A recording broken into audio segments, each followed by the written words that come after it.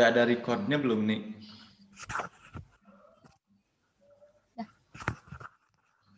Selamat datang kepada seluruh peserta dalam seminar nasional berbagi inspirasi literasi pendidikan.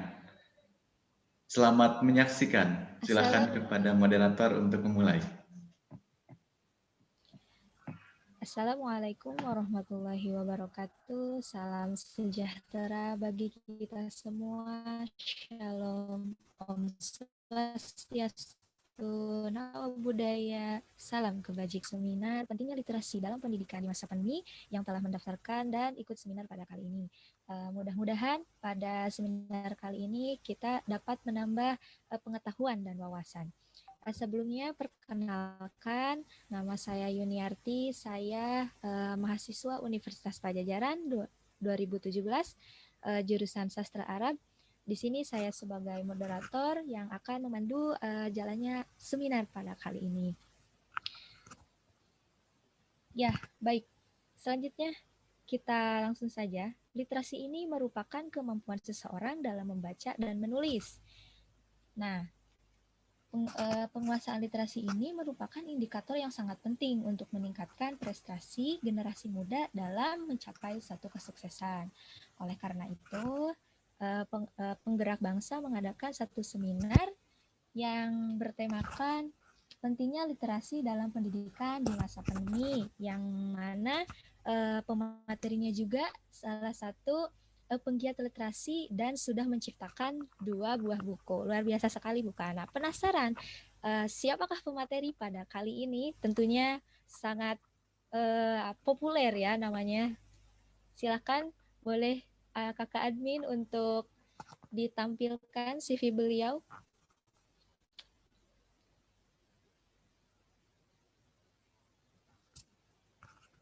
Oke. Ini dia pemateri kita pada kali ini. Nama beliau adalah Rohman Hikmat. Sekarang sedang menempuh pendidikan di Fakultas Keperawatan, jurusan keperawatan. Wah, ternyata masih muda nih umurnya. Baru sekitar 21 tahun ya. Dan lahir di kota Sukabumi. Nah, selain itu beliau juga memiliki hobi membaca ternyata. Makanya sangat tertarik sekali terhadap dunia literasi sepertinya. Nah, moto hidupnya, hidup untuk memberikan kehidupan kepada orang lain. Nah, selain itu, beliau juga memiliki segudang prestasi. Boleh dilihat terus ke bawah. Nah, ini dia. Pertama, pernah menjuarai LKTI Stikes Widya Husada. Wah, tahun 2018. Juara 1 LKTI NSC UNJ. Ya, Masya Allah ya, luar biasa. Selain itu, sekarang juga sebagai Duta Baca Jawa Barat 2020. Kemudian ada juga juara 1 menulis puisi Dubas Berpuisi 2020. Nah, selain berprestasi juga, beliau ini sangat aktif di bidang organisasi. Ternyata beliau ini adalah Ketua Badan Eksekutif Mahasiswa Fakultas Keperawatan Universitas Padjadjaran tahun 2020, Menteri Kajian dan Aksi Strategis BEM Kema FKEP Unpad 2019. Wah, ternyata banyak banget ya prestasinya. Mudah-mudahan kita juga bisa berprestasi dengan versi kita sendiri. Nah, kita sapa dulu nih pematerinya. Halo Kak Rohman. Halo Kak Yuni. Apa kabar nih hari ini? Alhamdulillah sehat. Kak Yuni apa kabar, sehat? Alhamdulillah, fresh. Ya, Kak Rohman sudah siap, Kak Rohman? Sudah. Oke, langsung saja saya persilahkan kepada Kak Rohman untuk menyampaikan materinya.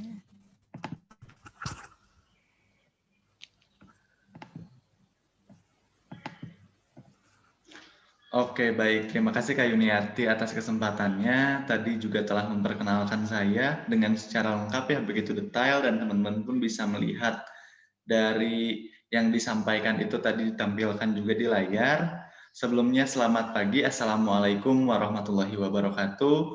Salam Om Swastiastu, Namo Buddhaya, salam kebajikan, salam sehat untuk kita semuanya yang sekarang ini sedang mengikuti seminar daring.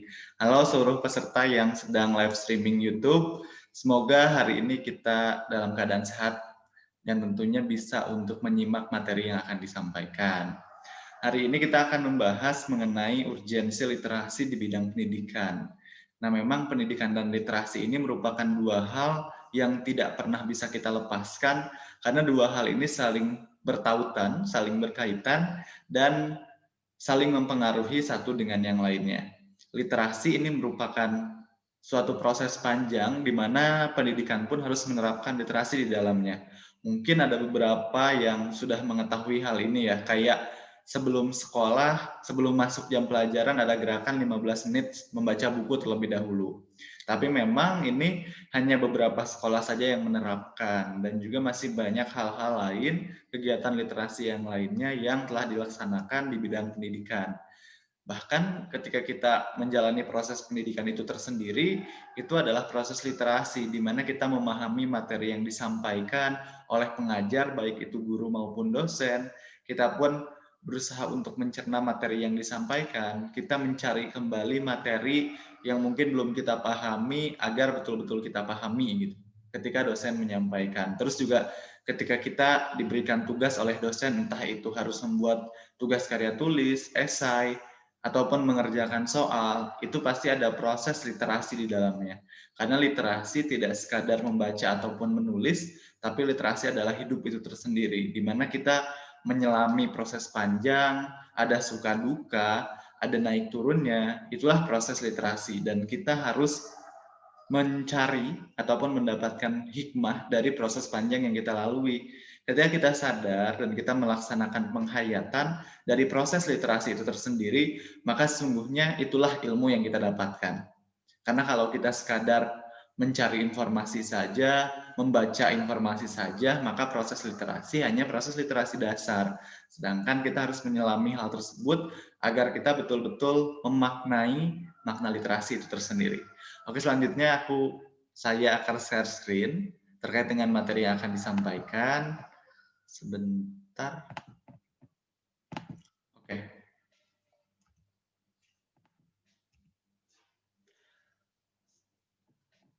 Literasi dan pendidikan. Nah, tadi sudah disinggung sedikit bahwa dua hal ini merupakan proses panjang yang pasti kita selalu melaluinya. Dan pendidikan ini tidak hanya sebatas pendidikan formal, tapi juga bagaimana cara kita mencari pembelajaran, menerima proses pembelajaran yang kita lalui selama kita menjalani kehidupan ini. Perkenalkan, saya Rohman Hikmat. Jadi tadi sudah dikenalkan juga sebagai Duta Baca Jawa Barat tahun 2020, yang mana Duta Baca ini pun bergerak dalam bidang literasi. Salam literasi, ayo membaca. Jangan lupa di pagi hari ini setelah mengikuti kegiatan seminar, kita untuk membaca buku terlebih dahulu. Dan pun seminar hari ini pun merupakan kegiatan literasi, di mana kita ada proses mendengarkan, kita ada proses mencerna materi, dan tentunya materi yang disampaikan hari ini akan berguna dan bermanfaat untuk proses menjalani kehidupan kita ke depannya. Jadi silahkan simak dengan baik, karena memang ini merupakan upaya juga dari tim kami, dari tim penggerak bangsa untuk menciptakan perubahan melalui gerakan terkecil, yaitu gerakan literasi. Nah, sebelum kita menyangkut pautkan ya antara pendidikan dan literasi, meskipun dua hal ini tuh pasti berkaitan, kita harus mengetahui dulu sebenarnya pendidikan itu apa, untuk apa. Nah, pendidikan ini merupakan tidak hanya pada proses pendidikan formal, SD, SMP, SMA, pendidikan tinggi, tapi memang pendidikan ini sangat luar biasa luas. Dan aku membaginya menjadi 3 poin. Yang pertama itu tentang perubahan itu tersendiri. Melalui pendidikan yang kita jalani, melalui proses panjang yang kita dapatkan, hikmahnya, pembelajarannya, segala hal yang kita lalui dalam kehidupan ini, ketika kita berhasil mengambil intisari dan juga memaknai serta menghayati proses panjang tersebut, maka kita akan sadar bahwa sesungguhnya kita hidup sekarang ini bukan sekadar untuk diam saja, bukan sekadar untuk ya udah gitu-gitu aja. Tapi kita memang harus menciptakan suatu proses dinamisasi, menciptakan perubahan untuk dunia ini. Karena kita sadar ketika kita menjalani proses pembelajaran, ini ada permasalahan yang masih perlu kita selesaikan di dunia ini. Karena permasalahan ini pasti banyak sekali. Dan ketika kita menjalani proses pembelajaran ini, kita akan sadar, kita akan menyelesaikan permasalahan yang mana. Nah, ketika kita menyadari permasalahan tersebut sampai akhirnya menciptakan ide atau gagasan untuk menciptakan perubahan, maka terciptalah perubahan yang lebih baik dari dunia ini. Lalu yang selanjutnya adalah masa depan. Pembelajaran ini adalah proses panjang yang harus kita lalui, dan salah satunya adalah melalui proses pendidikan formal maupun pendidikan informal. Nah, ketika kita menjalani proses panjang tersebut melalui pendidikan, pendidikan memang tidak menjamin kesuksesan kita, tapi pendidikan adalah salah satu jalan untuk kita mencapai kesuksesan. Dan kesuksesan di masa depan ini tentang pola pikir, tentang memaknai kehidupan. Ini kita akan mempercerah masa depan kita. Karena kesuksesan masa depan ini tidak selalu berkaitan dengan uang ataupun dengan materi, tapi terkait dengan cara kita memaknai hidup itu tersendiri. Maka kita akan sadar bahwa sebenarnya hidup bukan sekadar tentang uang, bukan sekadar tentang hal-hal yang lainnya, tapi tentang memaknai hidup itu tersendiri. Di mana kita sadar bahwa kita hidup di dunia ini bukan tentang diri kita sendiri, tapi tentang bagaimana cara kita mengelola diri kita sendiri. Lalu yang selanjutnya adalah harga diri bangsa. Ini berkaitan dengan poin pertama yaitu perubahan, dan yang kedua adalah masa depan. Kita sadar bahwa ketika kita menempuh pendidikan, baik itu formal maupun non-formal, ada suatu hal pembelajaran yang kita dapatkan. Yang mana ketika kita maknai hal tersebut, kita akan menemukan solusi dari permasalahan yang terjadi, dan tentunya itu akan menciptakan harga diri bangsa yang semakin meningkat. Nah, ini menurut Nelson Mandela bahwa pendidikan adalah senjata paling ampuh yang bisa kita gunakan untuk mengubah dunia. Karena memang tanpa pendidikan, kita nggak akan tahu apa-apa. Kita belum tahu informasi-informasi, kita belum tahu bagaimana proses menghargai, karena pendidikan ini tidak hanya sebatas menambah ilmu kognitif saja, tapi bagaimana cara kita memperdalam ilmu kita dari aspek kognitif dan juga dari aspek afektifnya. Jadi kita sadar bahwa selain wawasan yang harus kita peroleh dengan baik, kita pun harus menambah ilmu kita dengan kemampuan attitude yang baik atau afektif yang baik. Di mana kita belajar menghargai, tidak hanya menghargai orang lain, tapi bagaimana cara kita menghargai diri kita sendiri. Nah, lalu apa hubungannya dengan mengubah dunia? Nah, dengan pendidikan kita bisa mendapatkan berbagai macam ilmu. Seperti yang dikatakan di awal, bahwa pendidikan ini tidak hanya sebatas kita menuntut ilmu di kursi di hadapan guru di sekolah, tapi kita pun berfokus pada pembelajaran yang kita ambil setiap harinya. Dan ketika kita menyadari proses pembelajaran tersebut setiap harinya menjalani proses kehidupan, maka kita sadar, oh ternyata ini loh pendidikan itu gitu. Dan tentunya proses tersebut bisa kita asah melalui bangku sekolah ataupun bangku perkuliahan. Maka dari itu diciptakanlah sistem pendidikan formal. Nah, ini membantu mengkatalis atau mempercepat kita memahami proses pembelajaran itu tersendiri. Jadi nikmati proses panjang tersebut agar kita sadar bahwa kita ini adalah orang yang akan mengubah atau memberikan perubahan pada dunia. Lalu fungsi pendidikan itu sebenarnya apa saja? Yang pertama itu adalah terkait dengan pemindahan kebudayaan. Kebudayaan atau transmisi pendidikan gitu. Jadi memang transmisi kebudayaan ini bisa kita dapatkan melalui proses pendidikan. Apalagi misalkan ketika kita berada di perguruan tinggi gitu, di mana di sana terdapat banyak orang ini terdiri dari berbagai macam suku, ras, agama, dan budaya, di mana kita menjadi terjadi akulturasi budaya antara budaya satu dengan budaya yang lain, sehingga kita akan lebih menghargai dan memiliki sikap toleransi terhadap budaya suatu individu, karena kita sadar tidak ada budaya yang paling baik, semuanya itu adalah baik, dan bagaimana cara kita menghargai proses pembudayaan itu tersendiri. Lalu yang selanjutnya adalah memilih dan mengajarkan peranan sosial, bahwa kita sebagai makhluk, sebagai individu ini memiliki tanggung jawab sosial yang harus kita berikan. Lalu yang selanjutnya adalah menjamin integrasi sosial, bahwa kondisi sosial ini harus terintegrasi antara satu pihak dengan pihak yang lain.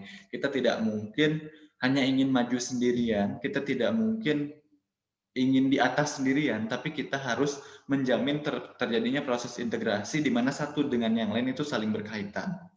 Lalu sekolah atau pendidikan ini mengajarkan corak kepribadian, di mana kita akan dididik menjadi seseorang yang memiliki karakter unggul, memiliki seorang yang kepribadiannya baik, karena percuma ketika kita hanya memiliki wawasan, tapi kita tidak memiliki jiwa atau kepribadian yang baik. Kepribadian ini dibentuk dari proses yang kita lalui. Lalu sumber inovasi sosial, di mana seperti yang tadi telah disinggung di awal, melalui proses pendidikan ini kita akan diajarkan proses panjang, di mana kita akan menyadari bahwa ternyata dunia ini masih banyak permasalahan yang harus diselesaikan, ataupun masih banyak sesuatu yang harus ditingkatkan. Dan ini tentunya melalui proses inovasi atau kreativitas itu tersendiri, di mana melalui pendidikan kita akan diasah proses tersebut. Dan proses panjang tersebut mungkin awalnya kita tidak akan langsung menemukan inovasi, tapi dari proses panjang tersebut sampai akhirnya kita menemukan inovasi itu tersendiri dengan gaya kita masing-masing dan cara kita masing-masing. Saya dengan Kak Yuniarti ini mungkin berbeda caranya. Kak Yuniarti dengan bidangnya, saya pun dengan bidangnya tersendiri. Tapi kebetulan sekarang ini kita ditautkan dalam bidang yang sama, yaitu bidang literasi dan pendidikan, di mana kita menyadari bahwa pendidikan itu seurgen itu, sepenting itu. Kita menyadari bahwa pendidikan yang kita jalankan itu akan mempengaruhi proses panjang kita dalam menjalani kehidupan. Entah itu dari pola pikir, perilaku, dan sebagainya. Saya dan Kak Yuniarti ini sama-sama berasal dari daerah pelosok ya Kak Yuni ya. Berasal dari daerah pelosok di mana pendidikan di sana paling hanya ada 1 sekolah, 2 sekolah. Jadi memang sangat terbatas. Dan ketika kita menyadari hal tersebut, sampai akhirnya kita membentuk seminar ini, membentuk penggerak bangsa agar bisa menjangkau akses yang lebih luas lagi terkait dengan proses pendidikan dan literasi. Lalu mengapa harus pendidikan? Kenapa nggak yang lain? Kenapa nggak menjadi pengusaha dan lain sebagainya? Karena sesungguhnya teman-teman semuanya, seluruh peserta, baik pengusaha, profesi apapun, perawat, dokter, dan lain sebagainya, itu adalah proses pendidikan gitu. Ketika memang ada yang bilang, misalkan, ada orang yang nggak berpendidikan pun sukses. Berpendidikan dalam hal apa? Kita ini adalah individu yang berbeda. Bisa jadi orang tersebut berhasil tapi kita enggak. Dan pendidikan inilah suatu pintu atau pintu yang dibangun oleh suatu sistem agar kita ini membuka pintu tersebut melalui jalur pendidikan. Kita nggak tahu takdir orang satu dengan orang yang lain akan sama atau beda, tapi setidaknya kita telah berusaha melalui proses pendidikan formal. Jadi kita buka pintunya itu melalui proses pendidikan formal. Orang lain mungkin ada rezeki khusus dan juga memiliki kapabilitas khusus, tanpa melalui proses pendidikan dia bisa sukses, pola pikirnya bagus dan lain sebagainya. Tapi kita sadar bahwa kita ini adalah kotak kosong yang perlu diisi, dan perlu diisinya itu adalah melalui proses pendidikan. Percaya, pasti orang yang tidak menempuh pendidikan formal pun ketika mencapai kesuksesan, pasti dia pun melalui proses diskusi terlebih dahulu, belajar dengan berbagai macam pihak, yang mana pihak-pihak tersebut ini adalah orang-orang yang berpendidikan. Jadi lingkungan pun sangat berpengaruh, dan kita menciptakan lingkungan melalui proses pendidikan itu tersendiri. Di mana kita akan melahirkan pikiran, melalui pikiran yang memang selalu positif dan juga ingin menciptakan suatu perubahan, lalu kita turunkan menjadi bentuk perkataan, lalu kita implementasikan dalam bentuk perbuatan. Nah, di masa adaptasi kebiasaan baru ini, sebenarnya apa sih hal-hal atau poin-poin penting yang harus kita pahami dalam proses pendidikan itu tersendiri? Yang pertama itu ada teknologi.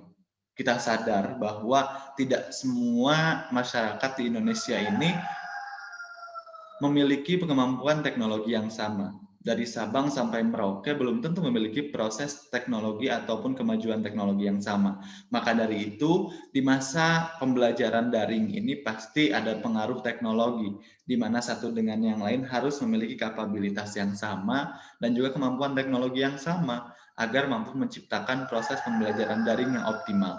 Tapi memang ini menjadi suatu tantangan tersendiri bagaimana kita sebagai masyarakat Indonesia, karena memang kondisi seperti ini kita tidak bisa untuk paksakan untuk melakukan pembelajaran secara daring.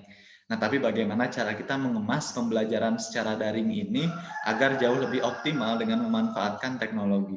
Meskipun memang berbagai macam pihak mungkin masih ada yang mengalami kendala gitu. Tapi bagaimana? Nah, ini ketika terdapat kendala tersebut, ini bukan hanya tugas pemerintah, bukan hanya tugas guru, bukan hanya tugas sekolah, bukan hanya sekadar tugas murid itu tersendiri, tapi tugas kita semuanya untuk saling bahu-membahu, bantu-membantu ketika ada yang terkendala dalam proses pembelajaran daring, khususnya di bidang teknologi. Kita yang mengerti di bidang teknologi dan kita paham, kita coba bantu untuk mengupgrade orang lain juga. Karena ilmu itu ketika kita ajarkan kepada orang lain, ketika kita amalkan kepada orang lain, maka ilmu akan bertambah kepada diri kita sendiri. Lalu poin kedua adalah etika. Kadang di pembelajaran daring seperti ini banyak sekali permasalahan etika yang terjadi. Contohnya seperti kita dalam mengikuti pembelajaran, kita tinggal menonaktifkan video maupun audio terus kita pergi kemana. Sedangkan proses etika ini merupakan hal yang penting dalam proses pendidikan, di mana ada hal kita harus menghargai guru kita, karena melalui proses menghargai itu kita akan mendapatkan ilmunya. Ilmu tanpa adab itu istilahnya kosong gitu, buta, dan nggak dapat apa-apa. Maka dari itu perlu sekali etika untuk kita libatkan di bidang pendidikan. Lalu yang selanjutnya adalah ilmu. Tentu ilmu ini akan terdapat suatu perubahan karena kita masih belum bisa beradaptasi dengan pembelajaran daring. Nah, ini pun menjadi suatu tantangan tersendiri di mana kita harus menyesuaikan. Oh, ketika kita memang tidak bisa mendapatkan ilmu sebanyak mungkin, berbeda ketika luring dan daring, maka kita harus mengoptimalkan diri kita. Bagaimana caranya kita mengupgrade diri kita agar menyadari bahwa ilmu ini harus kita kejar, bukan hanya harus kita dapatkan gitu. Berbeda ketika kita hanya ingin mendapatkan ilmu dan kita ingin mengejar ilmu. Ketika kita hanya ingin mendapatkan ilmu, ketika kita sudah mendapatkannya, ya udah, kita tidak mau belajar lagi. Ya udah, kita ngerasa udah cukup. Tapi ketika kita ingin mengejar ilmu, kita selalu merasa bahwa kita ini adalah tong kosong gitu. Kita adalah gelas kosong yang harus kita isi, yang harus orang lain isi, yang harus kita dengarkan ilmu-ilmu dari orang lain. Lalu yang selanjutnya, diadaptasi kebiasaan baru pun, jiwa kompetitif untuk menuntut ilmu setiap orang ini berkurang atau motivasinya ini berkurang di masa pandemi COVID-19. Pasti motivasinya itu akan sedikit berkurang karena memang lingkungan pun tidak mengajarkan ataupun tidak membentuk kita menjadi seorang yang kompetitif di bidang ilmu. Kayak contohnya individu, biasanya ketika kita di kampus ataupun di sekolah gitu, kita merasa bahwa oh, orang lain tuh udah luar biasa nih, orang lain sudah mengerjakan ini. Kita pun akan tertarik untuk mengerjakan hal tersebut. Nah, tujuan pendidikan ini adalah untuk mempertajam kecerdasan, memperkukuh kemauan, dan memperhalus perasaan. Jadi memang tidak hanya kita menambah ilmu pengetahuan kita, atau tidak sekadar kita meningkatkan pengetahuan kita saja. Tapi memang bagaimana cara kita mempertajam kecerdasan kita, memperkukuh kemauan kita. Kemauan dalam hal ini untuk terus-terus menuntut ilmu dan memperhalus perasaan. Di mana rasa ini pun menjadi suatu hal yang penting dalam proses pendidikan. Kita tidak mungkin tidak melibatkan perasaan dalam proses pendidikan itu tersendiri. Nah, di masa pandemi COVID-19 ini tidak ada cara yang lebih ampuh selain beradaptasi. Kita tidak bisa memaksa orang lain, memaksa kondisi untuk sesuai dengan apa yang kita harapkan. Tapi kita bisa beradaptasi dengan situasi yang terjadi agar jauh lebih optimal hasilnya. Kita bisa mengoptimalkan, mengadaptasi diri kita. Misalkan contohnya adalah ketika memang di lingkungan kampus ataupun di sekolah, kita disajikan dengan pakaian yang rapi, meja yang rapi, dan lain sebagainya. Lalu kita akan menyimaknya dengan baik. Nah, kita sesuaikan seperti sekarang ini. Misalkan ketika kita sedang berkuliah ataupun sekolah, coba bentuk diri kita menggunakan pakaian yang rapi, meja yang rapi. Kita bentuk lingkungan kita seperti sekolah. Biar kita lebih mudah dan lebih cepat beradaptasi, menyesuaikan dengan situasi terkini. Lalu tips and trik pembelajaran daring ini apa saja? Yang pertama, itu adalah siapkan kuota internet, aplikasi penunjang, misalkan yang menggunakan Google Classroom, Zoom, dan lain sebagainya, laptop atau komputer ataupun handphone, lalu materi pembelajaran seperti buku, catatan, dan lainnya. Lalu yang kedua ini adalah membuat jadwal belajar setiap harinya. Dan yang ketiga, adalah kendalikan diri agar tidak mudah terdistrak oleh berbagai macam hal yang mengganggu pembelajaran. Nah, biasanya ketika di rumah misalkan ada distraksi dari keluarga kita, adik ataupun siapa gitu, ataupun sepupu ataupun orang lain. Kadang mendistrak ketika kita proses pembelajaran. Maka kita bentuk, misalkan kita buat ruangan khusus ataupun kamar kita jadikan untuk tempat berkuliah ataupun untuk bersekolah. Lalu yang selanjutnya adalah update pengumuman jadwal sekolah setiap harinya. Nah, kita pun harus tetap mengetahui jadwal-jadwal khusus. Misalkan ketika kita masuk pukul 7.30, maka kita coba bentuk diri kita seperti sekolah pada umumnya. Kita misalkan mandi tetap pada pukul 6 pagi, terus kita sarapan dan lain sebagainya. Agar kita betul-betul mempersiapkan diri kita dalam mengikuti jadwal perkuliahan ataupun jadwal sekolah. Lalu yang kelima adalah cari tempat yang nyaman untuk belajar agar tetap fokus. Jadi memang ini coba kita bentuk, kalau misalkan kita tidak menemukan tempat yang nyaman, kita bentuk tempat yang nyaman. Kita bisa bentuk ruangan kita ini sebagai ruangan untuk berkuliah ataupun bersekolah agar kita bisa fokus menerima materi yang disampaikan.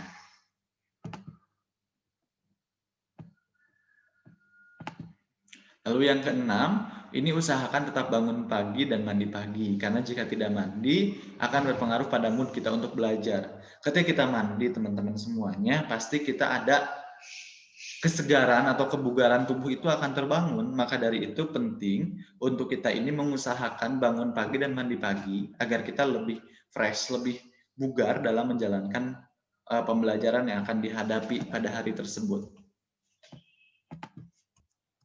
Lalu yang ketujuh adalah untuk tugas yang harus dikumpulkan sesuai batas waktu, maka hal ini harus diperhatikan. Atau jangan sampai kita lupa, hari ini ada deadline tugas ditunda-tunda sampai akhirnya kita lupa untuk mengerjakan tugas seperti itu. Jadi ini harus diperhatikan karena tugas ini merupakan suatu hal yang penting dalam proses pembelajaran. Lalu yang kedelapan ini adalah sempatkan untuk peregangan dan jaga kesehatan mata di saat pembelajaran daring. Ini penting sekali untuk kita pahami karena dalam proses pembelajaran daring ini kadang mata kita lelah. Maka dari itu kalau saya pribadi menyarankan setiap 20 menit itu kita alihkan mata kita ke yang hijau-hijau, misalkan ke alam-alam, misalkan keluar rumah terlebih dahulu. Cukup 2 sampai 3 menit saja untuk mencegah lelah kita. Kita bisa koordinasikan itu kepada guru atau pengajar agar kita sama-sama saling memahami bahwa proses kesehatan ini pun merupakan hal yang penting dalam menjalankan proses pendidikan. Lalu poin yang ke-9 adalah jaga komunikasi dengan guru dan selalu hormati guru meskipun pembelajaran dilakukan secara daring. Ini berkaitannya dengan attitude, di mana kita harus menjaga komunikasi kita. Jangan sampai kita tidak beretika dalam berkomunikasi dengan guru ataupun pengajar. Lalu sempatkan untuk peregangan dan jaga kesehatan mata di saat pembelajaran daring. Di masa pandemi seperti ini, kita tidak bisa menyalahkan siapapun dan apapun, termasuk kondisi ataupun keadaan. Namun kita harus lebih berjuang untuk lebih melakukan penyesuaian terhadap pembelajaran yang terjadi. Kita tidak bisa memaksa agar kondisi cepat pulih, kita tidak bisa memaksa agar corona cepat pergi dari dunia ini. Tapi kita bisa menyesuaikan diri bahwa hari ini kita tekadkan untuk fokus terhadap pembelajaran dan kita bisa beradaptasi terhadap kondisi seperti ini. Sehingga pembelajaran pun bisa jauh lebih optimal dan kita pun bisa jauh lebih maksimal untuk mencapai hasil yang optimal pula tentunya. Nah, ini pentingnya pendidikan, di mana akan memberikan pengetahuan dan wawasan, berpengaruh terhadap karir dan pekerjaan, serta membangun karakter. Mampu memberikan pencerahan diri dan membangun kemajuan bangsa. Pentingnya pendidikan ini adalah tiket masa depan, sehingga perlu kita optimalkan sejak sekarang. Tidak hanya kita kayak menunda-nunda pendidikan, ya udah masih ada hari esok. Teman-teman semuanya, terkait dengan ilmu ini tidak ada hari esok, tidak ada hari lusa. Tidak ada yang namanya kita menunda-nunda pekerjaan kita ataupun menunda-nunda pendidikan kita. Proses pendidikan, proses pembelajaran yang panjang, ini harus kita persiapkan dari sekarang. Karena kita hari ini, apa yang kita lakukan hari ini akan berpengaruh pada masa depan kita, akan berpengaruh pada masa depan negara kita. Oleh karena itu, kita harus mengoptimalkan apa yang kita terima hari ini. Buku yang kita baca hari ini adalah jelmaan kita di masa yang akan datang. Apa yang kita pelajari hari ini adalah jelmaan kita di masa yang akan datang. Oleh karena itu kita mau jadi seperti apa, Kita harus persiapkan dari sekarang. Nah, ini juga terkait dengan kondisi literasi. Merujuk pada hasil survei United Nations Education, Scientific and Cultural Organization atau UNESCO, ini pada tahun 2011, indeks tingkat membaca masyarakat Indonesia hanya 0,001%. Artinya hanya 1 dari 1.000 orang di Indonesia yang membaca buku ataupun memiliki tingkat membaca buku yang baik. Nah, ini menjadi permasalahan tersendiri karena ketika kita tidak memiliki tingkat literasi atau kemampuan membaca yang baik, ini akan berpengaruh terhadap proses pembelajaran yang kita lalui. Akan berpengaruh terhadap pengoptimalan diri kita dalam mencapai proses pembelajaran. Oleh karena itu, sangat dipentingkan sekali agar kita ini meningkatkan proses membaca agar proses pendidikan pun bisa jauh lebih optimal. Sebenarnya literasi itu apa sih? Literasi adalah kemampuan baca tulis yang merupakan kemampuan yang penting dalam proses perkembangan anak sekolah ataupun anak remaja. Karenanya kemampuan tersebut menjadi salah satu indikator perkembangan kemampuan anak menuju peningkatan prestasi di sekolah.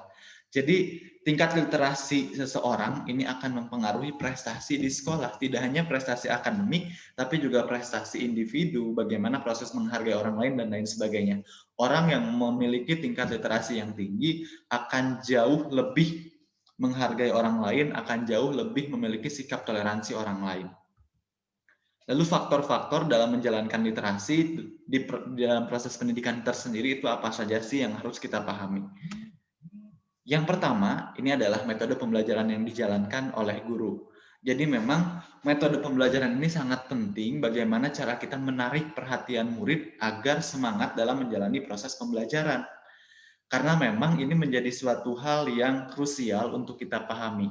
Bisa jadi satu orang ini tidak menyukai proses pendidikannya ataupun tidak menjalankan literasi akibat ketidakmauan ataupun ketidaksesuaian proses mengajar yang dijalankan. Dan ini harus diciptakan dari peran guru dan peserta didik itu tersendiri. Mungkin harus dibentuk bagaimana hal yang akan kita jalankan dari proses pendidikan itu tersendiri. Bagaimana keikutsertaan murid, bagaimana keikutsertaan peserta didik dalam menjalankan proses pembelajaran.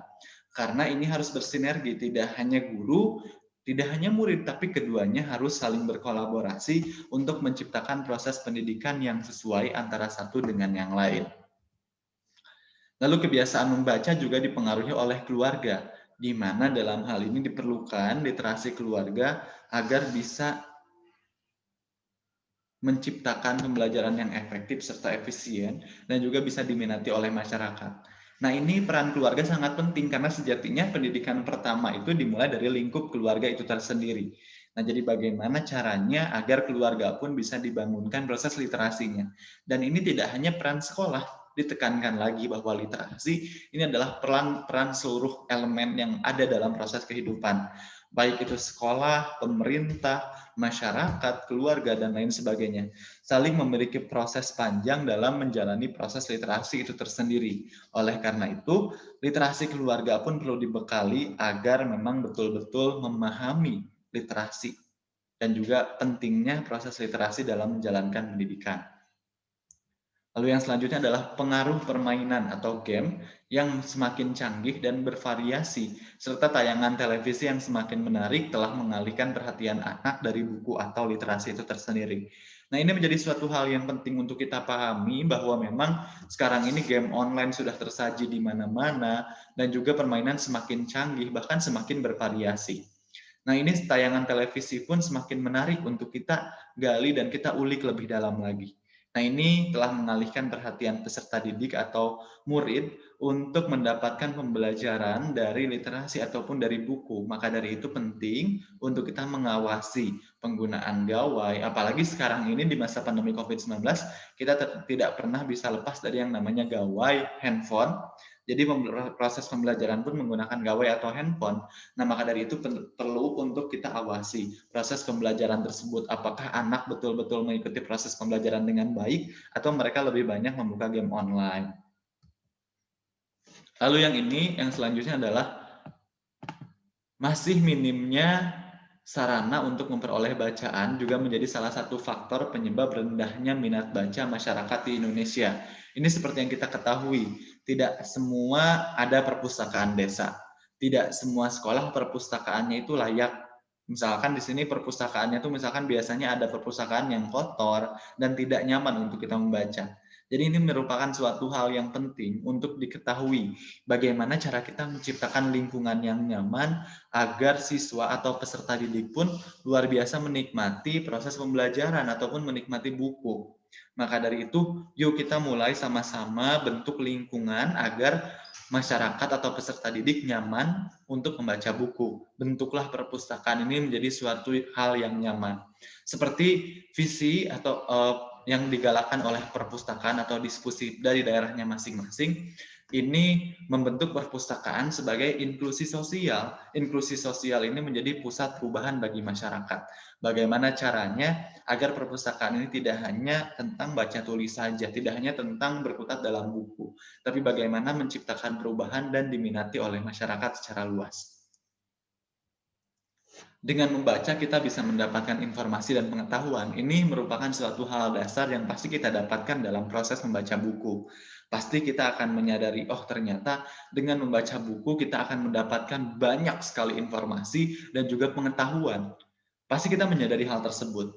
Dengan kita membaca satu buku saja, ada banyak ilmu yang kita dapatkan. Tidak hanya ilmu tentang kognitif saja, tapi pun tentang bagaimana cara kita, oh ternyata ilmu kehidupan ini seperti ini. Oh ternyata ketika kita menghadapi situasi seperti ini, proses menjalaninya itu harus seperti ini. Jadi kita sadar banyak sekali hal yang kita dapatkan dari membaca buku. Nah ini yang pernah tadi disinggung di awal bahwa memang gerakan literasi ini sudah banyak sekali diciptakan bahkan di sekolah-sekolah. Mungkin ini sudah sering didengar yaitu gerakan literasi sekolah. Di mana gerakan literasi sekolah ini harus dibentuk secara inovatif dan juga kreativitasnya dari sekolah dalam membentuk kegiatan literasi. Kan sekarang ini sudah banyak ya komunitas-komunitas literasi juga. Nah mungkin di sekolah pun bisa membentuk komunitas literasi gitu dan lain sebagainya. Ini gerakan literasi sekolah yang memang biasanya sudah berjalan. Ini adalah gerakan membaca buku sebelum kita memasuki jam pembelajaran. Tapi memang ini belum optimal, apalagi sekarang pembelajaran itu secara daring. Secara daring apakah betul-betul ini bisa terawasi secara efektif dan juga efisien, di mana sekolah-sekolah betul-betul menerapkan 15 menit sebelum pembelajaran mereka membudayakan baca buku terlebih dahulu. Di masa daring seperti ini, apakah bisa terkontrol anak-anaknya ini betul-betul membaca buku? Maka dari itu perlu tersinergi dengan keluarga, agar keluarga ini memastikan anak itu harus membaca buku 15 menit, minimal sehari 15 menit. Ini merupakan suatu hal yang terkesan mudah, hanya 15 menit. Tapi dalam implementasinya, tidak semua hal bisa konsisten untuk dijalankan. Rasa malas ini kadang muncul, maka dari itu harus dibiasakan, harus kita biasakan dalam setiap harinya agar konsisten, sehingga perasaan untuk membaca buku atau keinginan untuk membaca buku ini tidak perlu lagi untuk kita dorong atau kita dukung terus-menerus, nanti akan menjadi suatu kebiasaan atau habit. Nah, dalam proses menciptakan suatu kebiasaan itu tersendiri, kita harus memulainya dari buku yang anak suka terlebih dahulu. Jadi untuk para guru-guru dan juga untuk para keluarga, kita jangan memaksakan anak untuk menyukai buku yang kita suka ataupun yang kita inginkan, tapi berikanlah buku yang anak suka, yang peserta didik suka, agar mereka pun bisa jauh lebih optimal dalam mencerna buku yang mereka baca. Dan gerakan literasi sekolah ini banyak sekali inovasi yang telah dijalankan. Misalkan kita mengapresiasi karya-karya peserta dengan memajangnya di majalah dinding, ataupun kita unggah di sekolah, misalkan di websitenya sekolah, ini loh karya-karya dari siswa di bidang literasi. Kita menghargai dan mengapresiasi. Ketika orang diapresiasi, maka ada perasaan ingin membuat kembali, karena karyanya telah diapresiasi, sehingga ingin membuat karya kembali agar diapresiasi kembali. Nah, ini merupakan suatu hal yang penting untuk kita galakkan gerakan literasi sekolah ini. Pembelajaran secara daring pun tetap bisa dilaksanakan kok. Kita bisa meminta agar anak atau peserta didik untuk membaca buku terlebih dahulu. Lalu yang selanjutnya misalkan ada proses pertukaran, kayak misalkan ini tuh anak yang telah membaca buku menyampaikan apa hasil bacaannya. Jadi ini merupakan suatu proses yang penting mentransfer ilmu yang didapatkan dari buku kepada orang lain. Proses pun akan semakin panjang dan anak pun akan merasa dilibatkan dalam proses pembelajaran tersebut. Lalu prinsip-prinsip dalam menjalankan literasi sekolah itu apa saja yang harus kita pahami? Yang pertama, program literasi yang baik itu adalah yang bersifat berimbang. Jadi memang kita pun harus menyeimbangkan antara kapasitas mainnya anak, kapasitas belajarnya anak, kapasitas literasinya anak. Jadi memang harus berimbang. Tidak hanya kita harus cekoki dengan literasi, misalnya dengan membaca buku saja. Kita tidak boleh egois karena kita ingin meningkatkan literasi atau minat baca anak. Jadi setiap hari itu 24 jam kita tekankan baca buku, baca buku, baca buku. Ini anak akan merasa tertekan dan akan merasa kok ini kayak dipaksa, ujung-ujungnya itu bukan membentuk habit, tapi hanya membentuk suatu hal anak ini menjalankan karena takut. Dan ketika ketakutan tersebut sudah tidak ada, maka dia akan mengulangi hal yang tidak baik lagi, ataupun tidak lagi menjalankan proses membaca buku, sehingga proses konsistensi pun tidak berjalan dengan lancar. Oleh karena itu diperlukan program literasi yang baik yang sifatnya itu berimbang. Kita harus memperhatikan tidak hanya kondisi kognitif dan juga kondisi literasi peserta didik, tapi juga kita perhatikan proses tumbuh kembangnya seperti apa, apakah ini berjalan dengan lancar atau tidak, bagaimana komunikasi anak dengan orang lain dan lain sebagainya.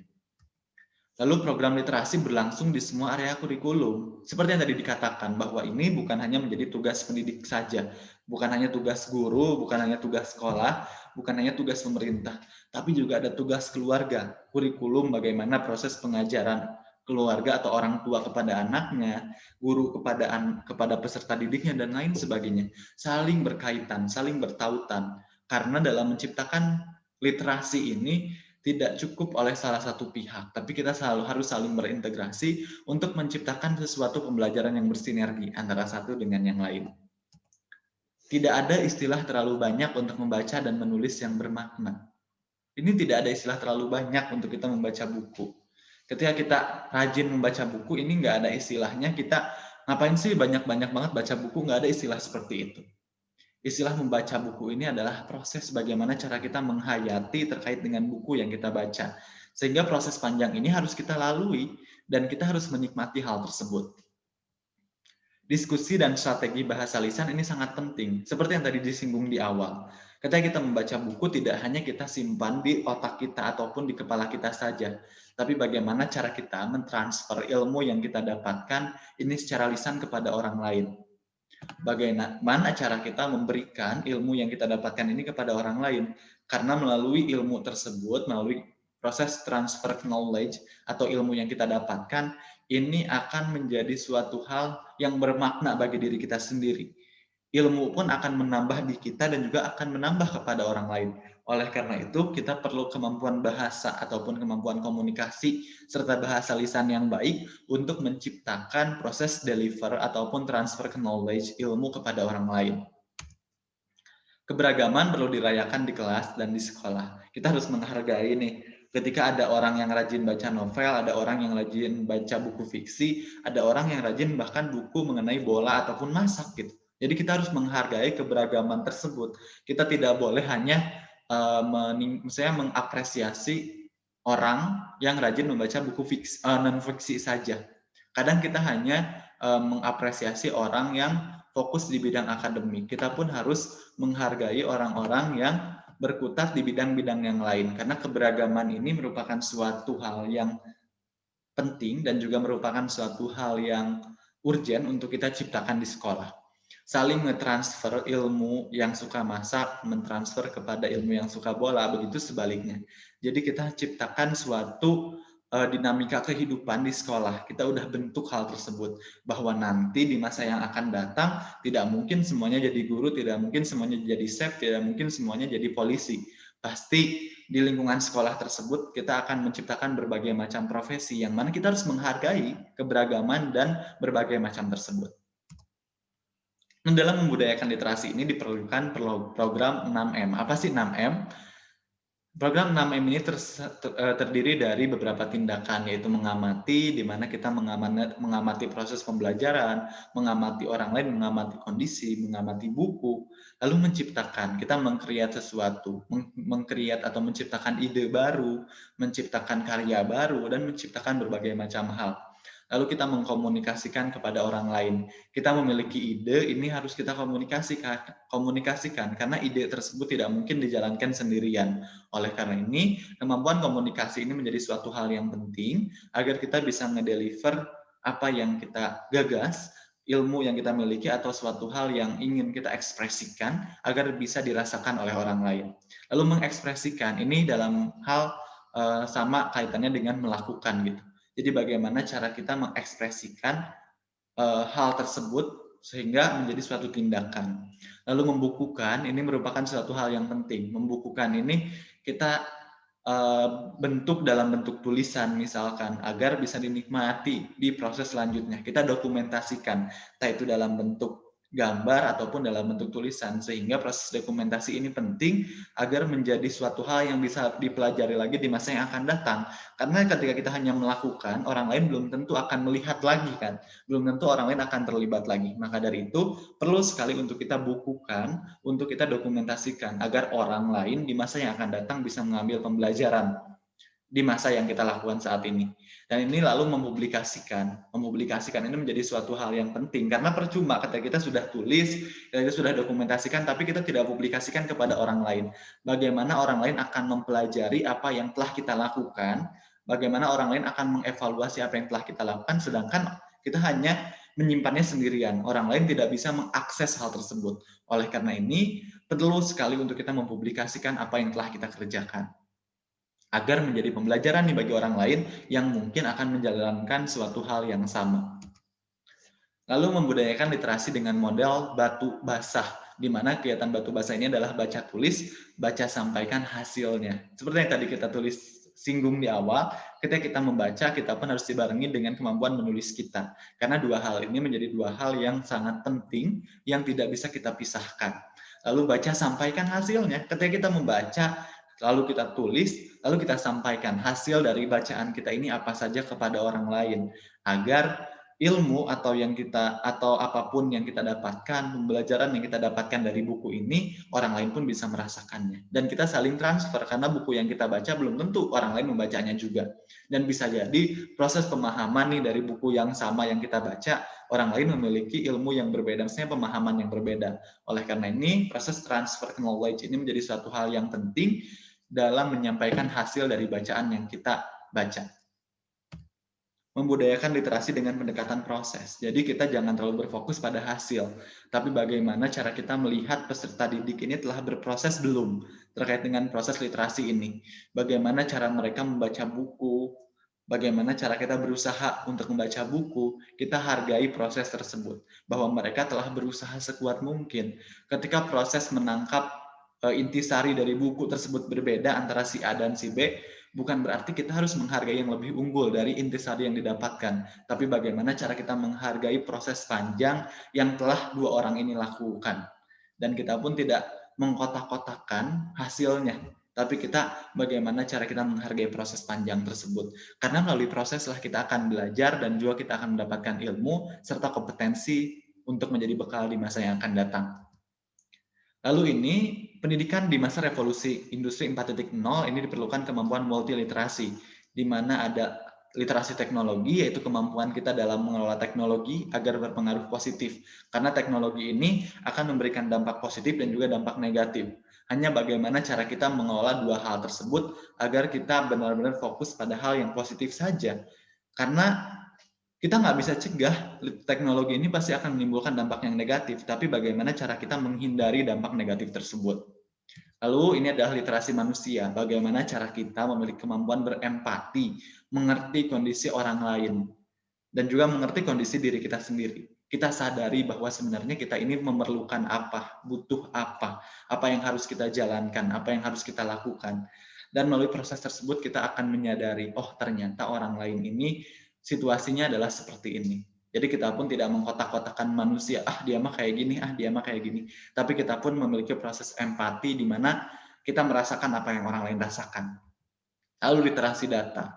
Ini merupakan suatu upaya untuk menyelesaikan suatu proses permasalahan. Kita nggak akan pernah tahu kalau kita tidak mencari datanya. Barangkali kalau kita hanya sekadar ingin untuk menciptakan ide, apakah ide tersebut sesuai dengan permasalahan yang terjadi? Apakah ide tersebut sesuai dengan yang dibutuhkan oleh masyarakat?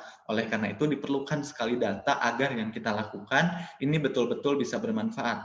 Agar ide ini bukan sekadar ide, bukan sekadar apa yang ada di kepala, tapi ide ini suatu upaya untuk menyelesaikan permasalahan yang paling penting di masyarakat. Contohnya adalah misalkan kita ingin meningkatkan kesadaran terkait dengan penyakit kanker serviks, tapi sebenarnya di lingkungan kita ini tidak banyak, bahkan tidak ada yang kanker serviks. Ketika kita menyosialisasikan hal tersebut, apakah ini menjadi suatu hal yang penting? Apakah masyarakat akan minat? Kan mereka tidak mengalami permasalahan di bidang tersebut. Oke, paling itu aja materi yang bisa disampaikan. Proses literasi ini merupakan proses yang panjang, sehingga kita harus mendalami dan melakukan penghayatan terkait dengan proses tersebut. Tidak ada yang namanya literasi tidak penting. Literasi itu semuanya penting, karena literasi adalah proses kehidupan itu tersendiri. Jalankan proses panjang itu tersendiri, dan nikmati hikmahnya, nikmati intisarinya, dan kita jalin relasi yang baik dengan literasi. Karena ketika kita sudah menjalinnya dengan baik, yakinlah bahwa literasi akan menjadi suatu proses kebutuhan yang akan berguna untuk masa yang akan datang. Terima kasih banyak. Wassalamualaikum warahmatullahi wabarakatuh. Saya kembalikan kepada moderator. Waalaikumsalam warahmatullahi wabarakatuh. Terima kasih Kak Rohman telah menyampaikan materi yang begitu luar biasa. Tadi ada beberapa poin yang saya tangkap bahwa literasi itu bukan hanya kemampuan membaca ternyata, tapi literasi itu merupakan perjalanan hidup juga itu ya, Kak Rohman tadi disampaikan. Terus ada juga kata-kata yang paling menarik gitu dari Kak Rohman tadi. Jadi tidak ada kata terlalu banyak gitu ya untuk membaca. Terus kita harus membaca gitu ya Kak Rohman. Nah, karena kemarin kita sudah membuka pertanyaan ya jauh-jauh hari, ternyata banyak sekali nih Kak Rohman yang ingin bertanya terkait dengan literasi. Gimana nih Kak Rohman? Kita sekarang akan menjawab pertanyaan-pertanyaan yang telah saya pilih karena pertanyaannya banyak yang sama, jadi hanya dipilih 5 pertanyaan saja. Kak Rohman sudah siap untuk menjawab pertanyaan? Siap. Siap. Pertanyaan pertama dari Kak Adela Nur Cahyani dari Universitas Nahdlatul Ulama Surabaya. Halo Surabaya. Wah, ini jauh banget ya pertanyaannya dari Surabaya. Nah, pertanyaannya, Assalamualaikum warahmatullahi wabarakatuh. Bagaimana sih caranya meningkatkan minat baca kita dan agar bisa tetap produktif di masa pandemi ini? Karena saya merasa saat pandemi seperti ini lebih banyak malas-malasan daripada membaca atau membuat sebuah karya. Seperti itu untuk pertanyaan pertama, Kak Rohman. Silahkan dijawab dulu. Oke, terima kasih banyak Kak Yuniarti. Tadi Kak Laila ya? Kak Adela. Oh, Kak Adela. Oke, terima kasih Kak Adela atas pertanyaannya. Jauh-jauh dari Surabaya. Jadi memang dalam meningkatkan minat baca atau literasi itu tersendiri, diperlukan hal-hal yang sangat penting dan juga hal-hal yang sangat urgent yang harus kita perhatikan. Yang pertama itu kita harus mulai membaca buku itu dari hal yang kita sukai. Kak Adela ini sukanya apa? Nah, ketika Kak Adela tahu Kak Adela sukanya apa dan untuk mencapai tujuan apa, Kak Adela akan mencari buku yang sesuai untuk dibaca. Jadi, yang harus kita tentukan pertama kali adalah Kak Adela ini tujuan hidupnya apa sih? Pengen jadi apa? Ketika Kak Adela sudah menemukan dua hal tersebut, maka Adela akan mencari buku yang sesuai. Jadi untuk meningkatkan kemampuan literasi khususnya dalam bidang membaca, kita harus mengetahui dulu tujuan hidup kita apa. Ketika kita sudah baca, oh ternyata ini menarik karena memang sesuai dengan tujuan hidup kita apa, ataupun kita ingin menjadi apa. Nah, ketika kita sudah membaca buku, ternyata ada beberapa hal yang belum kita dapatkan. Kita akan mencari lagi informasi, kita akan menggali lagi berbagai informasi, kita akan bertanya, karena ini menjadi suatu hal yang penting bagi kita. Jadi kita cari buku, kita budayakan membaca buku dari suatu hal yang paling penting terlebih dahulu dari diri kita sendiri. Lalu yang kedua, ini cari lingkungan ataupun mentor yang memang akan membangun kebiasaan membaca kita. Maksudnya, coba kita cari orang-orang yang akan membangun diri kita. membangun tujuan hidup kita. Jadi kita cari mentor yang betul-betul membuat kita nyaman dalam melakukan proses pembelajaran ini. Bentuk diri kita menjadi suatu hal yang selalu ingin belajar kepada orang lain. Jadi biarkan orang lain memberikan arahan kepada kita, dan kita pun tidak menutup diri ketika ada orang lain yang ingin memberikan arahan kepada kita. Lalu yang ketiga, setelah mencari mentor, kita bentuk lingkungan. Maksudnya kita bentuk lingkungan kita ini berarti kita harus rajin ke perpustakaan. Apakah kita memang orang yang suka di perpustakaan? Kalaupun tidak suka, berarti kita coba bentuk, misalkan kita banyak sekali nih orang-orang yang sudah berkreasi untuk meningkatkan literasi. Contohnya ada kafe buku dan lain sebagainya. Kayak kafe tapi memang ada koleksi perpustakaan, ada koleksi buku-bukunya. Jadi bentuklah lingkungan kakak dan cari lingkungan tersebut untuk meningkatkan kemampuan membaca atau meningkatkan kemampuan literasi.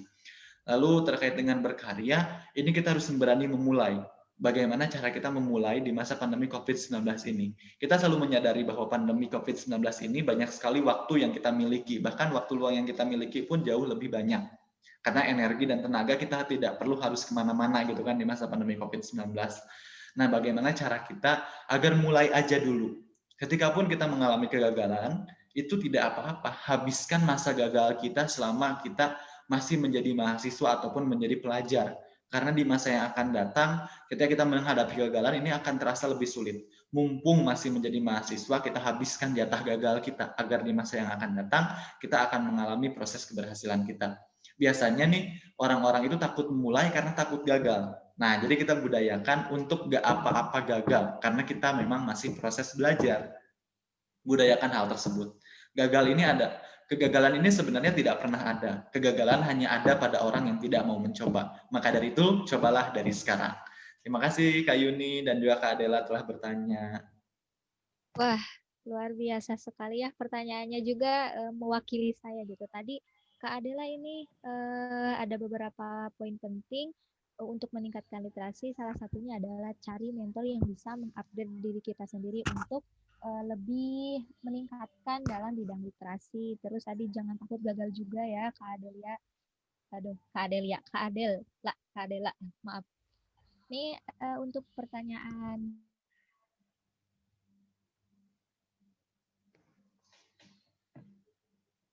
kedua ada dari Kak Marindah Lestari dari Universitas Muhammadiyah Makassar. Wah, lebih jauh lagi nih Kak Rohman dari Makassar. Ini pertanyaannya bagus sekali nih. Bagaimana menjawab tantangan pendidikan di era pandemi yang semakin hari semakin mengalami fenomena disrupsi seperti adanya proses liberalisasi dan komersialisasi pada ranah institusi pendidikan yang berimplikasi pada ketimpangan kualitas SDM unggul nirmoral. Nah, seperti yang kita ketahui, banyak di masa pandemi seperti sekarang mahasiswa berevolusi menjadi kaum rebahan. Nah, kira-kira apa yang harus dilakukan oleh mahasiswa untuk dapat meningkatkan semangat literasi di tengah pandemi ini? Seperti itu, Kak Rohman. Pertanyaan dari Kak Marinda, Makassar. Oke, terima kasih banyak Kak Marina atas pertanyaannya, bagus sekali dan sangat kompleks ya. Dan memang betul sekali institusi pendidikan ini tadi sudah disinggung terkait dengan liberalisasi dan juga komersialisasi.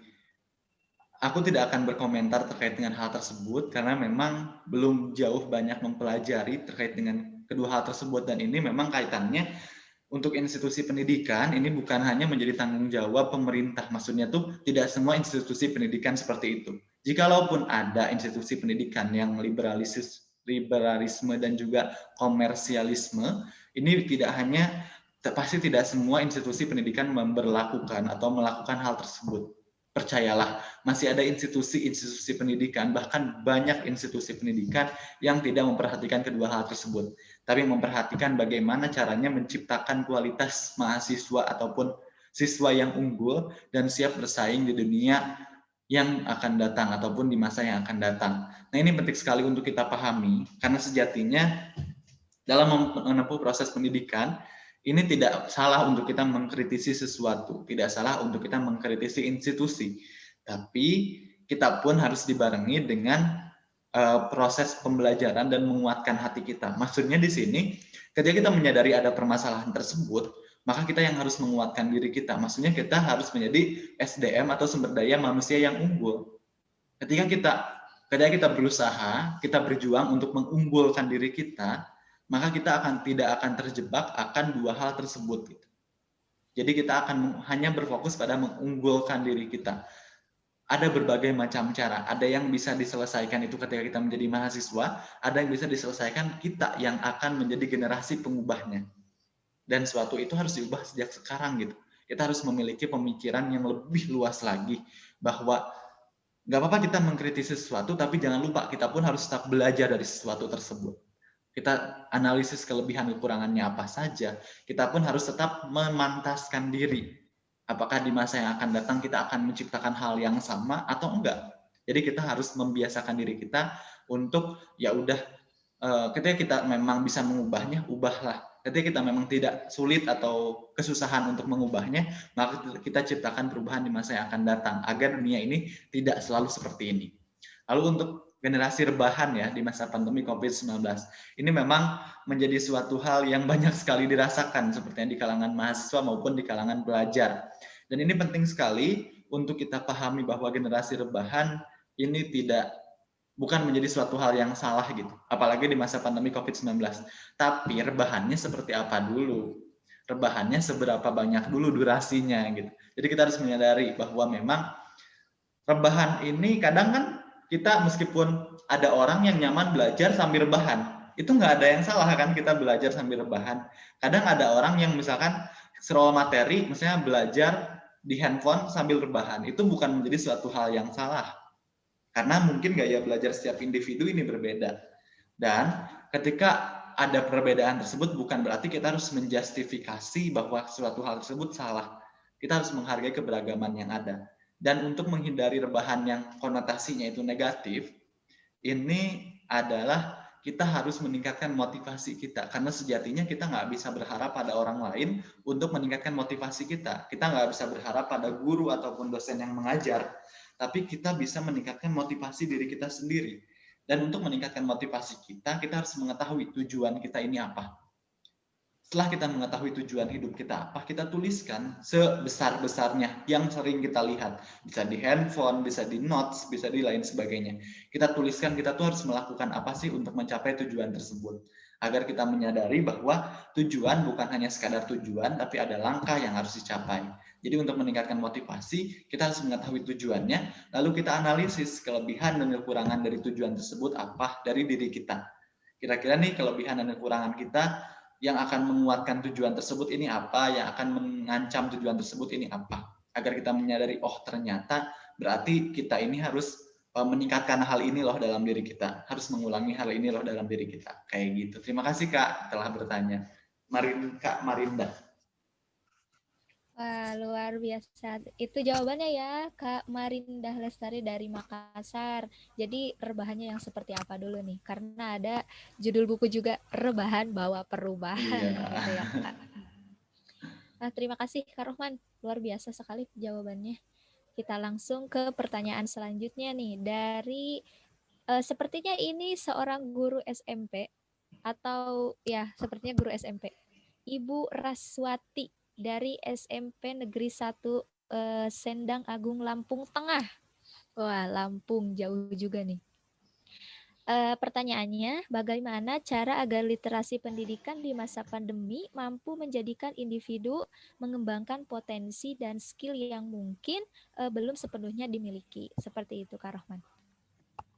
Oke, baik. Terima kasih banyak Ibu jauh-jauh dari Lampung dan terima kasih sangat mengapresiasi juga ya atas kemauan Ibu untuk bertanya dan mengikuti webinar hari ini. Nah, untuk terkait dengan hal tersebut, bagaimana cara kita meningkatkan potensi yang kita miliki atau skill yang kita miliki di masa pandemi COVID-19. Nah, ini sebetulnya ada banyak cara yang bisa kita dapatkan, ada berbagai macam hal yang bisa kita lakukan. Nah, salah satu yang bisa kita lakukan adalah kita menggali berbagai macam informasi terkait dengan potensi yang kita miliki. Ini informasinya bisa dikelola di media. Banyak sekali ya website-website yang telah menyediakan hal tersebut. Bahkan buku-buku pun sudah bisa kita akses melalui media daring ini. Contohnya seperti IPUSNAS yang diciptakan oleh Perpusnas Republik Indonesia. Lalu juga ada Candil Candil ini yang dibentuk aplikasinya oleh Dispositda Provinsi Jawa Barat. Mungkin di provinsi-provinsi yang lain pun ada aplikasi serupa. Jadi memang caranya yang pertama adalah meningkatkan wawasan kita mengenai potensi atau skill yang ingin kita dapatkan atau yang telah kita miliki. Lalu yang selanjutnya, ini jangan lupa untuk kembangkan potensi yang kita miliki yang bisa kita lakukan. Maksudnya di masa pandemi ini apa sih yang bisa kita lakukan, itu kita lakukan terlebih dahulu. Karena kan kita harus menjadi manusia yang adaptif. Kita jangan fokus pada apa yang kita inginkan saja, tapi apa yang bisa kita lakukan. Kalau kita hanya fokus pada apa yang kita inginkan, lalu kondisi tidak memungkinkan untuk kita melakukan hal tersebut, maka kita akan cenderung diam. Tapi kita harus berfokus pada apa yang kita lakukan, apa yang bisa kita lakukan di masa sekarang. Mungkin ada beberapa orang yang bisanya itu di media sosial menyebarkan berbagai macam informasi, menciptakan gerakan-gerakan di media sosial, menaikkan tagar dan lain sebagainya. Ada juga yang di Penggerak Bangsa ini berfokus menciptakan seminar-seminar daring, yang mana ingin meningkatkan kompetensi dan kapabilitas dari setiap individu dengan secara daring. Jadi memang banyak sekali hal yang bisa kita lakukan. Ada juga yang kayak menciptakan perubahan-perubahan dengan menciptakan pengabdian kepada masyarakat, menyebarkan masker dan lain sebagainya. Jadi memang betul banyak sekali hal yang bisa kita lakukan, hanya bagaimana cara kita mengetahui apa sih yang bisa kita lakukan gitu di masa pandemi COVID-19 ini. Dan untuk meningkatkan literasi, serta untuk mengoptimalkan hal tersebut di masa pandemi COVID-19 ini adalah bagaimana cara kita menciptakan kondisi keluarga yang suportif terkait dengan kondisi sekarang ini. Menciptakan lingkungan. Tapi memang ketika kita memang lahir di keluarga yang maksudnya tuh dalam hal ini tanda petik belum memahami proses pendidikan atau mungkin dipengaruhi oleh taraf pendidikan ataupun ada pemikiran yang sedikit kolot, itu tidak apa-apa. Tapi kita harus belajar dari kondisi seperti itu. Berarti keluarga kita ini adalah keluarga yang seperti ini. Berarti sudah saatnya kita menciptakan suatu perubahan karena kita pun calon orang tua. Jadi kita ciptakan perubahan di masa yang akan datang. Kita belajar, oh ternyata hal seperti ini tuh memiliki dampak yang kurang baik. Tapi kita harus menerima juga, maksudnya kita jangan menyangkal ketika keluarga kita ataupun lingkungan kita ini kurang sesuai dengan yang kita harapkan. Kita harus menerima. Karena ketika kita mengelak, ketika kita merasa bahwa itu kayak kita menolak pada diri sendiri, ujungnya kita akan tumbuh menjadi fisik yang dewasa, tapi pemikirannya tidak. Jadi kita harus melakukan penerimaan bahwa memang kita terlahir dari keluarga yang seperti itu. Dan karena kita sadar bahwa memang kondisi seperti ini merupakan suatu hal yang harus diperbaiki, kita harus memperbaiki di masa yang akan datang. Jangan sampai kita memunculkan efek trauma, khususnya di masa pandemi COVID-19 ini. Jangan sampai kita memiliki efek trauma karena kita selalu harus di rumah saja, kita tidak boleh beraktivitas, jadi kita melakukan pergerakan yang terbatas. Padahal selama di rumah aja bukan berarti pergerakan kita terbatas, tapi kita harus berubah untuk menyesuaikan diri dan beradaptasi untuk menciptakan perubahan dan juga pergerakan yang luar biasa panjang. Terima kasih banyak Ibu telah bertanya. Ya, itu tadi ya Ibu Raswati yang telah bertanya. Terima kasih juga nih mau mengikuti seminar dari kita yang masih mahasiswa gitu. Mudah-mudahan jawabannya bisa membantu membantu menjawab pertanyaan yang Ibu Raswanti tadi berikan kepada Kak Rahman ya. Gimana nih Kak? Lanjut nih, masih semangat kan?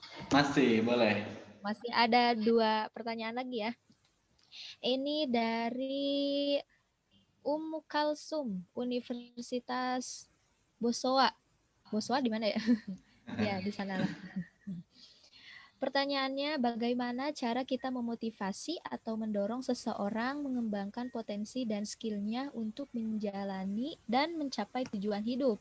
Sedangkan di masa pandemi ini, pemerintah membatasi kegiatan masyarakat di lingkungan sekitar dan dianjurkan tetap di rumah agar dapat terhindar dari virus COVID-19. Dan dari anjuran pemerintah ini banyak orang yang memanfaatkan dengan berpangku tangan, hanya menunggu bantuan dari pemerintah dan tidak ingin berusaha dalam menjalani hidup di masa pandemi ini. Seperti itu katanya Kak Rohman.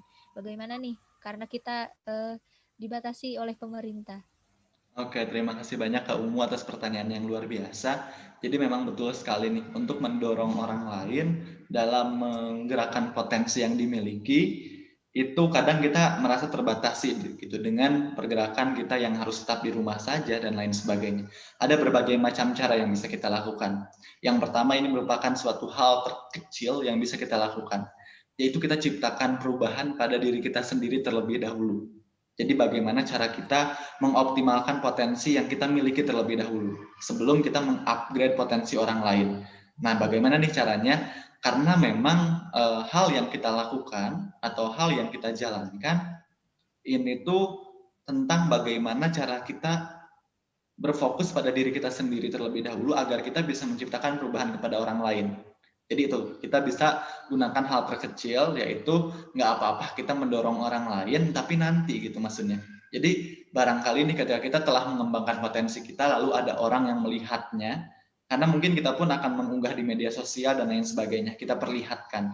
Orang lain akan terinspirasi dari apa yang kita lakukan. Jadi secara tidak langsung bisa menginspirasi dan meningkatkan potensi yang dimiliki oleh orang lain. Lalu yang kedua, ini dengan mendorong secara langsung, tapi melalui media sosial ataupun secara daring. Misalkan kita bentuk grup khusus di mana kita saling berbagi informasi, di mana kita saling berbagi aktivitas yang dijalankan. Jadi orang lain tuh bakal terinspirasi dari aktivitas tersebut. Jadi grup ini merupakan grup support system antara satu dengan yang lain, saling mendukung gitu, saling menyemangati, saling mensupport dan juga tidak saling menjatuhkan tentunya. Jadi grup ini perlu juga nih untuk kita bentuk agar kita memiliki circle yang positif, circle pertemanan yang saling membangun untuk mencapai tujuan hidup kita. Lalu yang ketiga, ini salah satu contohnya adalah penggerak bangsa menyelenggarakan seminar daring. Dan tema-tema yang diangkat pun tentang pengaruh literasi dalam meningkatkan potensi diri, dalam meningkatkan soft skill yang memang dibutuhkan oleh pemuda di masa yang akan datang. Jadi ketika kakak bisa menyelenggarakan kegiatan seperti ini pun adalah hal yang luar biasa. Menyebarluaskan informasinya pun merupakan suatu hal untuk meningkatkan potensi dari orang lain. Jadi memang ada 3 cara. Yang pertama itu kita harus dimulai dari diri kita sendiri. Yang kedua kita bentuk saling mendorong antara satu dengan yang lain. Jadi memang ada substitusi, orang lain pun mendorong kita, kita pun mendorong orang lain. Lalu yang ketiga adalah dengan menyelenggarakan aktivitas untuk meningkatkan potensi orang lain.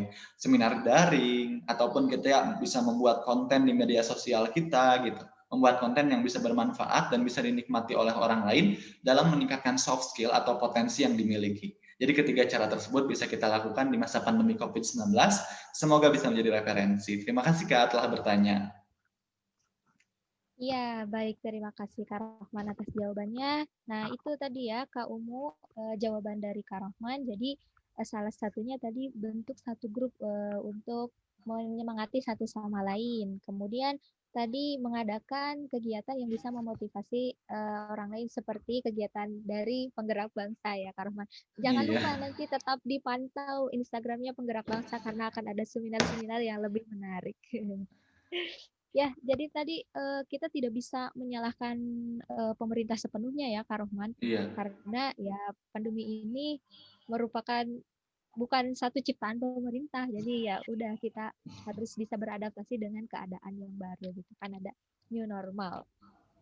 Nah, ini ada pertanyaan terakhir nih yang jarang sekali ditanyakan oleh peserta-peserta seminar nih, Kak Rohman. Ada pertanyaannya dari Kak Shirley, salah satu mahasiswa UBT. Nah, pertanyaannya, mengapa bisa diangkat temanya pentingnya literasi di masa pandemi? Apa alasannya? Katanya Kak Rohman. Terima kasih. oke baik. Terima kasih banyak Kak Shirley atas pertanyaannya. Memang ini merupakan pertama kali selama kita menyelenggarakan seminar, ini ada yang menanyakan tentang mengapa tema yang diambil itu seperti itu. Nah, kenapa sih temanya itu diambil seperti ini, teman-teman? Jadi memang kita menyadari bahwa sekarang ini proses pendidikan berubah. Kita harus beradaptasi antara awalnya itu pendidikan secara luring, kita bertatap muka secara langsung, lalu kita harus secara daring dalam jaringan, di mana semuanya itu serba menggunakan teknologi.